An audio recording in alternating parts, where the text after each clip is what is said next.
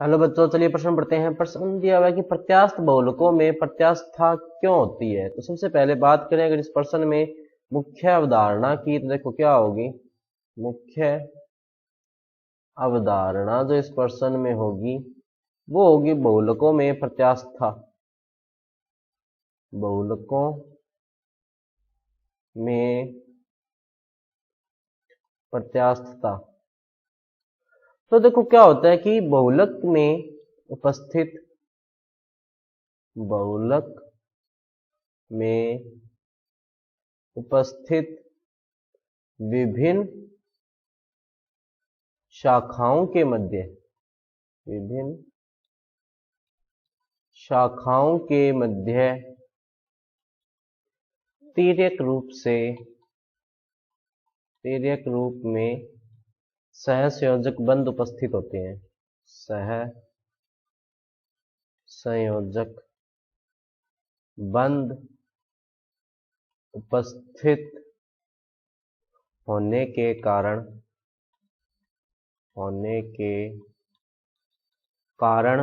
बहुलकों में प्रत्यास्थता होती है।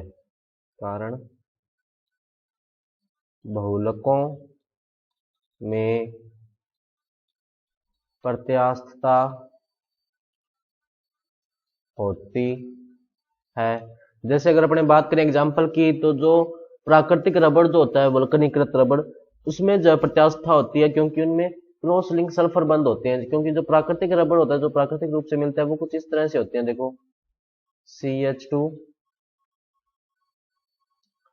C double bond C CH2 H और CH3, इस तरह से ये एक श्रृंखला होगी। इसी तरह दूसरी श्रृंखला होगी, देखो कैसे CH2 C double bond C CH2 CH3 और H, ये दूसरी श्रृंखला होगी। इस तरह से जब इसका वल्कनीकृत किया जाता है, मतलब जब इसको सल्फर के साथ जब गर्म किया जाता है, तो देखो क्या होगा कि ये श्रृंखलाएं जो है आपस में सल्फर के साथ सहसंयोजक बंध बना लेती है तिर्यक रूप से। देखो कैसे कि ये हो गया CH2,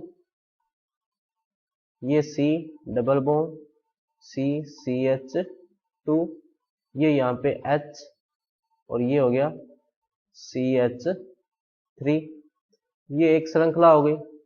अब क्या होगा, इसी तरह नीचे वाली भी श्रृंखला होगी। देखो कि CH2 C double bond C CH2 H CH3, इस तरह से।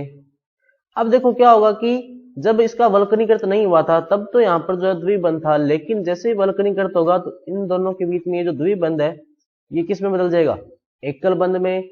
और जैसे ही एकल बंध में बदलेगा तो यहाँ पर जो है कौन आके जुड़ जाएगा, सल्फर आके जुड़ जाएगा। क्योंकि अपने वल्कनीकृत किसके साथ किया है, सल्फर के साथ। ये देखो ये रहा सल्फर, यहाँ पर अपने लिखा है ना।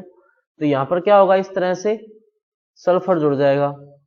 ये हो गया इस तरह से, ये हो गया इस तरह से। तो इस सल्फर के जुड़ने के कारण क्या हुआ कि इनकी जो है प्रत्यास्थता बढ़ जाती है।